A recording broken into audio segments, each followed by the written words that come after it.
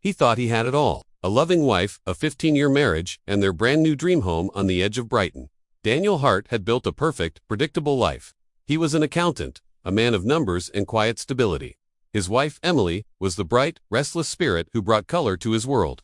When she quit her nursing job to focus on turning their new house into a home, Daniel saw it as the start of a beautiful new chapter. He trusted her completely. So when Emily said they needed to knock down a wall for more light, he agreed. When she said they needed to hire builders, he nodded, never imagining that two men walking into their lives would be the first step toward tearing his world apart. Emily found them through a friend. Two brothers, Liam and Connor Brooks, known for their skill and their easy charm. Daniel was at work when they first came by. Emily handled everything. The project started smoothly. The brothers were hardworking and polite. But soon, Emily's updates to Daniel began to change. Less about the demolished walls, more about how funny Liam was, or how kind Connor had been. Daniel didn't think much of it at first. Emily was friendly with everyone, but he started to notice a new warmth in her voice when she talked about them. As the June heat settled in, Emily spent more and more time outside, bringing cold drinks to the shirtless builders. The nosy neighbors started to whisper. One saw Emily laughing a little too loudly with Liam. It was nothing, she told herself, but it left a bad taste. At home, the small changes began to pile up. Emily started dressing differently. Her phone, once left casually on the counter, was now always face down. When Daniel asked about the budget for the renovation, she became defensive, claiming there were hidden issues that cost more. He wanted to trust her, but a heavy, invisible wall was rising between them. Then came the first real red flag. Daniel came home from work early and found the builder's van still in the driveway. He walked in to find Emily standing far too close to Liam, her voice low and intimate. They jumped apart when they saw him, their smiles strained. Emily's cheeks were flushed. Daniel said nothing, but the image was seared into his memory. The tension in the house became unbearable. Emily was jumpy, defensive. The renovation, meant to take 3 weeks, was dragging into its 5th week with Emily constantly adding new, expensive tasks. Daniel felt a knot of fear tightening in his stomach. He was losing her, but he didn't know why. One morning, while sorting through bills, he found it. A folded note, not in Emily's handwriting. The script was rough, masculine. The message was short. Can't wait for tomorrow. Same time, same place. It smelled faintly of sawdust and cologne. Daniel's world tilted. He tried to rationalize it, to find an innocent explanation. But that night, when Emily turned her back to him in bed without a word, he knew. The space between them had become a chasm filled with lies. He had to know the truth. The next day, he left work as usual, but his mind was a storm of suspicion. Every laugh, every delayed text, every mention of the builders now fit into a terrifying pattern. He couldn't confront her without proof. If he was wrong, he'd shatter what little trust they had left. If he was right, he didn't know what he'd do. That evening, he watched her move around the kitchen, her cheerfulness feeling hollow and false. She was a stranger, and he realized that the secret she was keeping was far more dangerous than just a simple affair. It was a secret that would lead not just to betrayal, but to blood. Daniel was now living with a ghost. He watched Emily, not as a husband, but as a detective, cataloging every glance, every hushed phone call, the way she lit up when her phone buzzed, the way she said Liam's name, trying to sound casual but failing. He couldn't take the uncertainty any longer. One afternoon, he left work early, his stomach churning. He parked his car down the street, his own home in view. The builder's van was there. Through the window, he saw shadows moving. Then he saw Emily and Liam, standing close, their silhouettes telling a story he no longer wanted to read. He watched for an hour, his heart pounding. When the van finally drove away, Emily stepped outside to wave, a radiant smile on her face he hadn't seen directed at him in months. That was it. That was all the proof he needed. That night, as Emily chattered on about tile colors, Daniel was silent. His mind was racing. He needed more than just a gut feeling. He needed undeniable evidence. After she fell asleep, he crept to his computer and ordered 2 tiny, discreet surveillance cameras. They were small enough to hide behind picture frames. 2 days later, they arrived. He told Emily it was just work equipment. She barely looked up. Late that night, he installed them, one in the kitchen, one in the living room.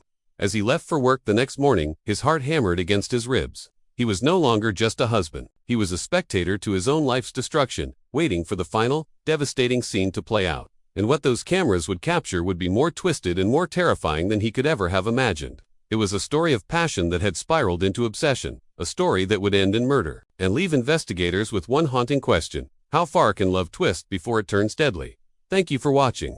If you're fascinated by the dark turns of human nature, make sure to like this video and subscribe to our channel for more true crime stories that will keep you on the edge of your seat. We'll see you next time. For the next few days, he lived in quiet agony. At night, he'd lock himself in his study and review the footage on his laptop. At first, there was nothing truly suspicious, just Emily moving through the house. Cleaning, cooking, sometimes stepping outside to talk to the builders. But then he got to Wednesday afternoon. Emily was in the kitchen, wearing a loose sundress, talking to Liam. The way she leaned forward, laughing softly at something he said, made Daniel's chest tighten.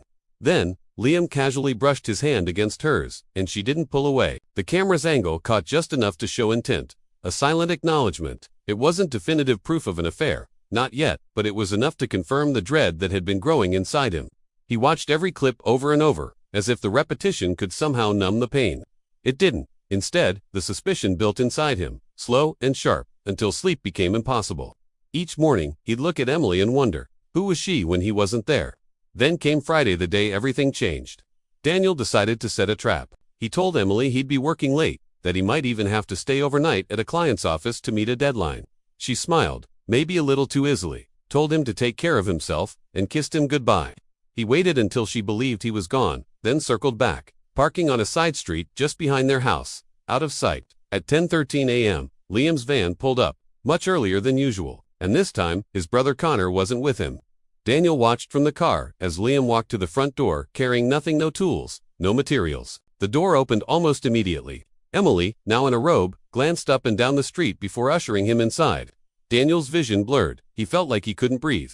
He wanted to storm in, to break down the door and confront them, but something, pride, fear, sheer disbelief, fruited him to his seat. He stayed there for 2 hours, watching the curtains shift, imagining the shadows moving inside his own home. When Liam finally left, Emily stood at the window, brushing her hair back, her lips looking faintly smudged. Daniel drove away without looking back.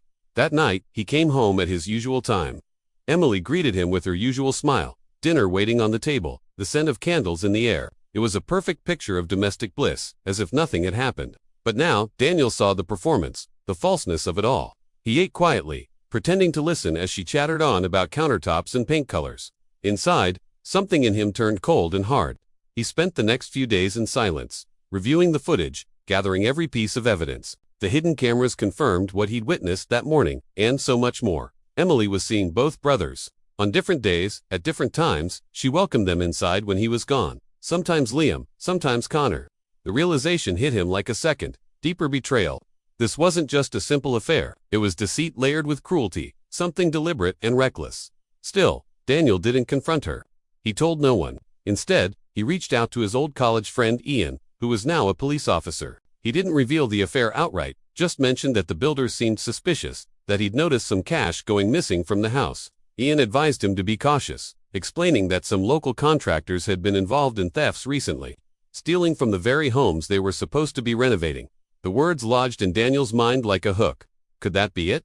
Was that why Emily was so desperate to keep them around?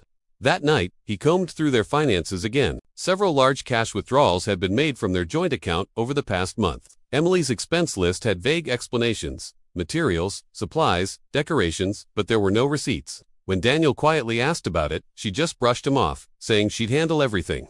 By then, Daniel's trust had completely dissolved. The love that once held their marriage together had turned into a quiet poison, infecting everything. He avoided touching her, avoided talking too much.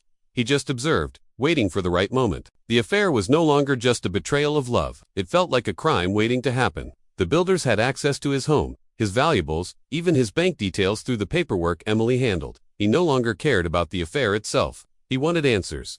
He wanted to know just how far Emily had fallen and what she was willing to risk to keep her lies hidden. But he had no idea that his search for truth was about to expose a secret far darker than infidelity, one that would turn his heartbreak into sheer horror. The night Daniel finally watched the footage from the following week, the truth unfolded with such brutal clarity it felt unreal. The screen flickered to life, showing his kitchen bathed in afternoon light.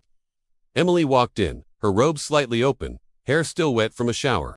Moments later, Liam followed, setting down a toolbox. They spoke for a few seconds, their gestures small and intimate, like a couple who had long stopped pretending. Then, Liam pulled her close. Daniel froze the video, staring at the image that shattered every last trace of denial. His wife wasn't just having an affair, she was living another life entirely, inside his own home, while he was at work. He forced himself to keep watching. A few hours later, on another day, Connor appeared instead of Liam. The same room, the same woman, the same casual intimacy. Emily moved around them as if this double life had become completely natural. There was no hesitation, no guilt, just comfort. Daniel felt his chest tighten with every passing second, a burning pressure that made him lightheaded. When he finally closed the laptop, the house felt alien. Every room seemed infected with deceit. He couldn't sleep that night. The ceiling fan spun endlessly above him while Emily slept peacefully beside him, her breathing calm, completely unaware. Part of him wanted to shake her awake, scream, and force a confession, but another, colder part of him wanted to wait. He needed to understand why. There had to be more to it than simple lust or boredom. He'd given her everything, a home, comfort, freedom. Why risk it all? The next morning, Daniel left early and drove aimlessly, his mind stuck in a loop of recorded images. He thought about deleting them, pretending he'd never seen them. But he couldn't. They were his only proof, his only anchor to reality. He went to a coffee shop and called Ian again. This time, he told him everything, focusing on his suspicion that the builders were manipulating Emily and stealing from them. Ian wasn't surprised. He'd heard whispers about the Brooks brothers before: quick jobs, high prices, and vanishing payments. That was all the encouragement Daniel needed. That night, while Emily slept, he went through her phone. The messages confirmed it all. Long text chains with both brothers, filled with crude jokes, promises, and requests for money. In one thread, Liam mentioned the next job, a plan to sell something. In another, Connor complained that Daniel was getting suspicious. But what chilled Daniel to the bone were the photo selfies of Emily with them, smiling as if she didn't have a husband waiting at home. He scrolled further and realized the affair wasn't just emotional. Emily was helping them steal from him jewelry that belonged to his late mother, expensive tools from the garage, a camera, an old watch, small electronics. She was listing them online under fake names, funneling the money into digital wallets he didn't recognize. The betrayal wasn't just personal, it was calculated. Daniel printed everything he found and hid the papers at his office. Then he began to act. He came home every evening, greeted her the same way, and listened to her talk about paint colors. Emily didn't notice a thing. A week later, Ian stopped by Daniel's office with a background check on the Brooks brothers. Both had minor criminal records: petty theft, fraud, property damage. They had a pattern of taking jobs from wealthy homeowners, doing half the work, and disappearing with valuables.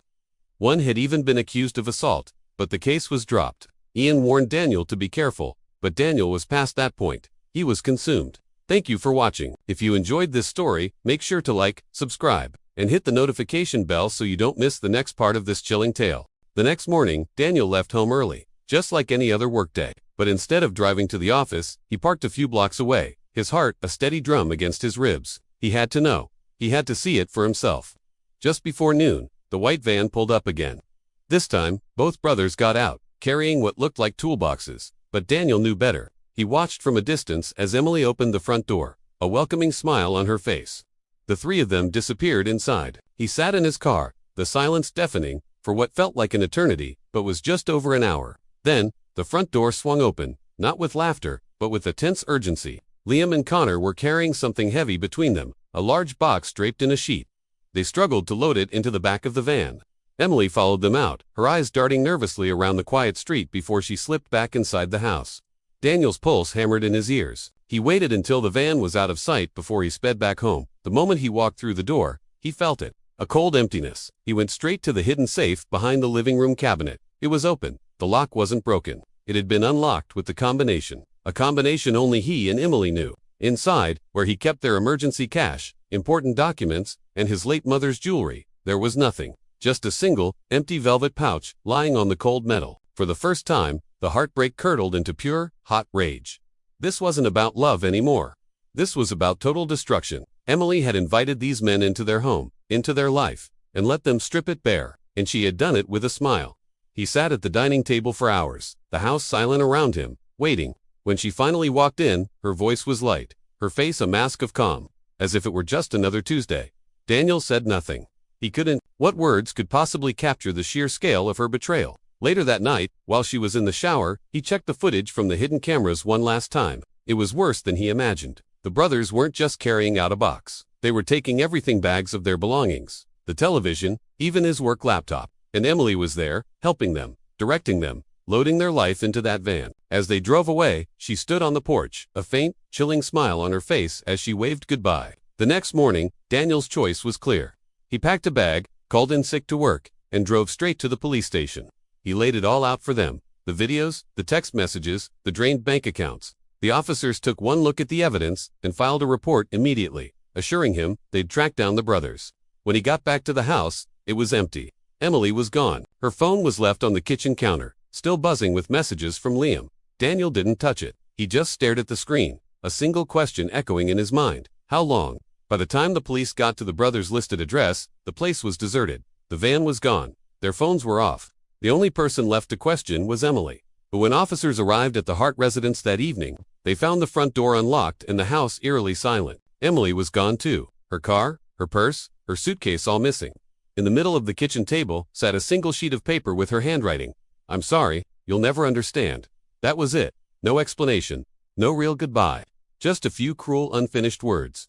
Daniel stood in the empty kitchen, surrounded by the ghost of a life that was no longer his. He once thought betrayal was the worst pain imaginable. He was wrong. The hollow, endless silence left behind when love turns to ruin. That was so much worse. And somewhere out there, Emily and the brothers were together, bound by their greed, unaware that their story was only just beginning to unravel. When the police returned the next morning, Daniel felt like a spectator in his own tragedy. The officers moved through the house, their cameras flashing, documenting the open safe, the scattered papers, the note left on the table. They asked him routine questions. When did you last see her? Did you argue? Did she mention leaving? But his mind was moving in slow motion, stuck on one impossible loop. His wife was gone. The builders had vanished. Everything he had worked for had been stolen. The home that was once his pride and joy now felt like a hollow tomb, every room echoing with the memory of her betrayal. The days that followed were a blur.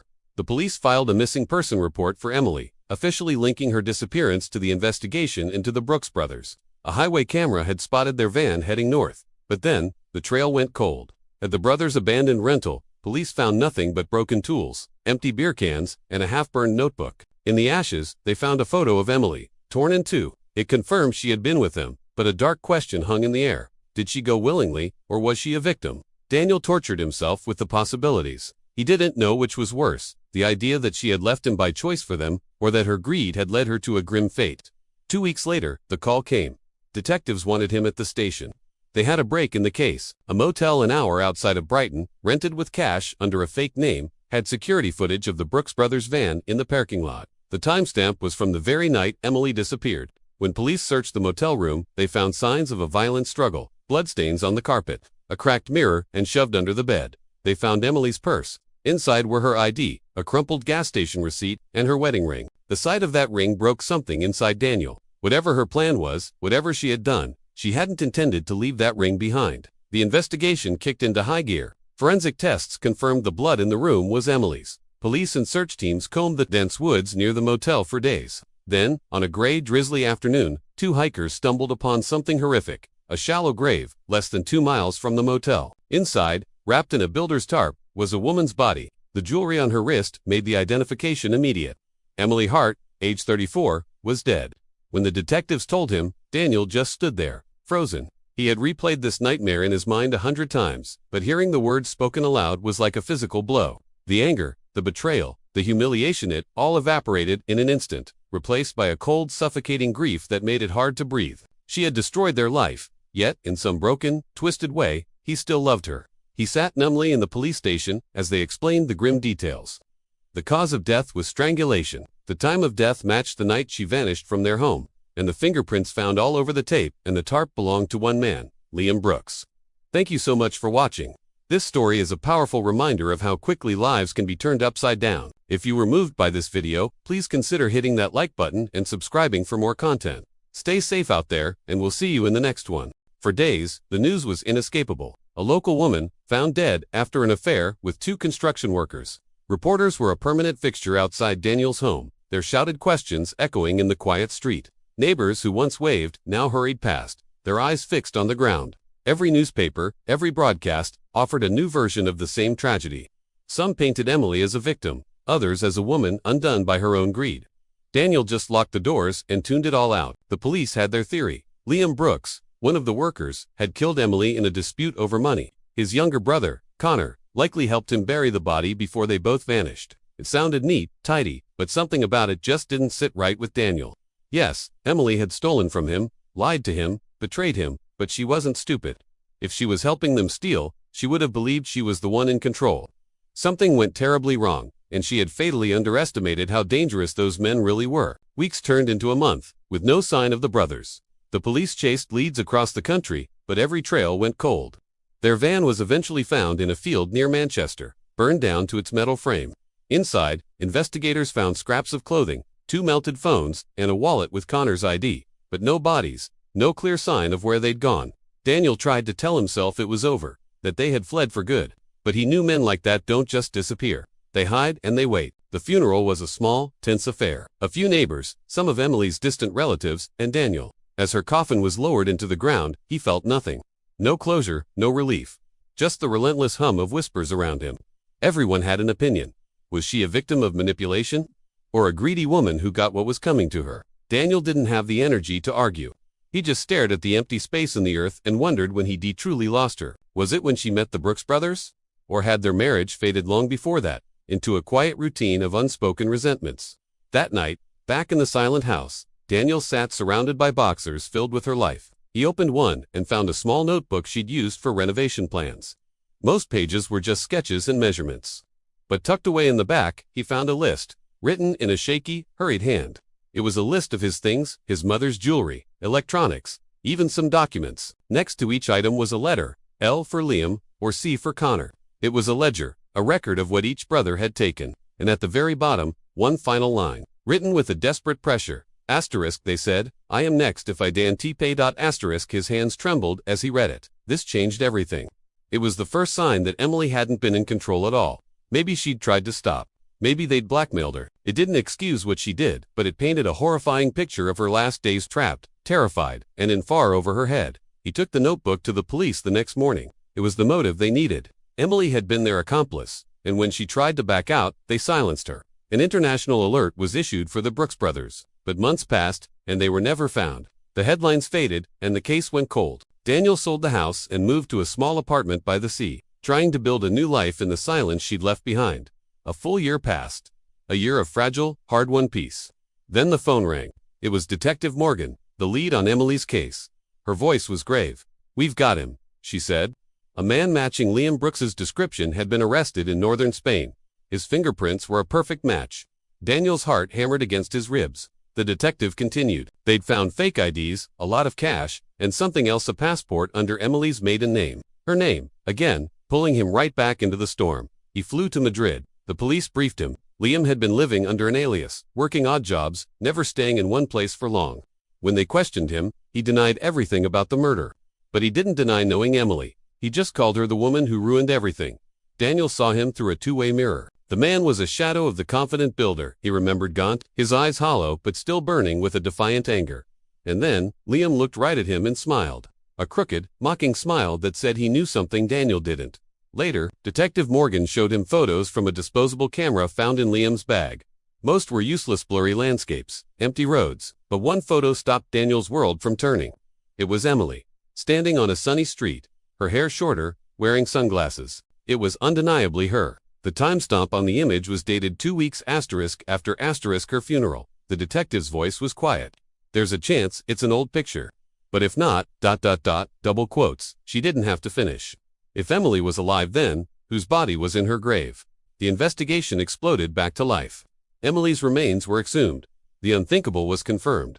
A mistake had been made with the dental records.